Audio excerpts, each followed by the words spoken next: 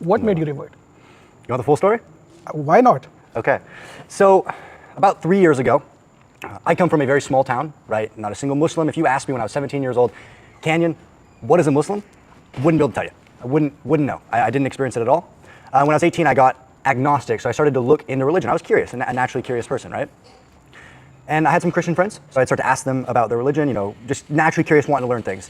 The answers they gave me, it never really made too much sense, kind of left it there. That was my introduction to the first bit of religion, and then I moved on.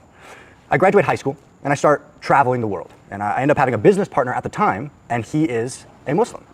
First Muslim that I've ever met.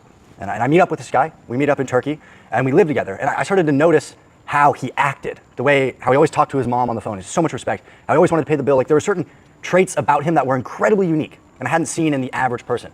So it intrigued me, and I started asking him questions, and I found out he was a Muslim. And just like with my Christian friends, I started to ask about his religion, started to ask things, and it was very interesting. Not like I was trying to find the truth, not like I was trying to become a Muslim, I was just curious.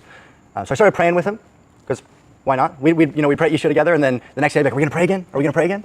So I was just learning about the religion. So we get to Pakistan, and I meet the people there.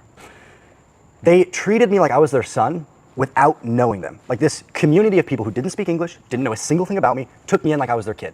Every single person wanted me to come have dinner with them. Everybody was so kind to me, so genuine. And it intrigued me. I was like, why is this? Why are they so nice? I saw that there were traits in Islam that made them act that way, right? The smile, it's sunnah. You get rewards just for smiling. So I was very intrigued.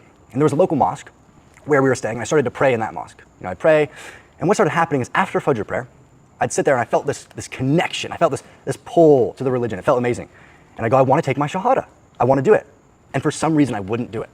And this went on for weeks of Fajr. I want to take my Shahada, and then I wouldn't do it. And then one day, same thing. I pray Fajr.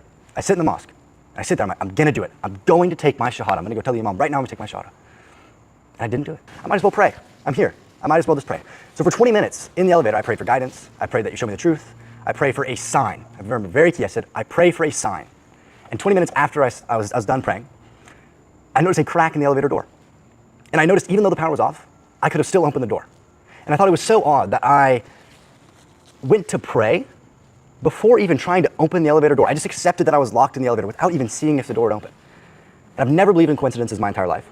I've looked at every single thing that led me to being where I am right now, every single thing that led me to meeting my business partner, to meeting Muslims, to living in Pakistan, to praying at the mosque, to wanting to take my Shahada for weeks and then not doing it, and then getting stuck in the elevator and choosing to pray instead of trying to open the door. It's like, there's no possible way it's a coincidence. I have to take my Shahada. Go inside, flip up my laptop, how to take Shahada.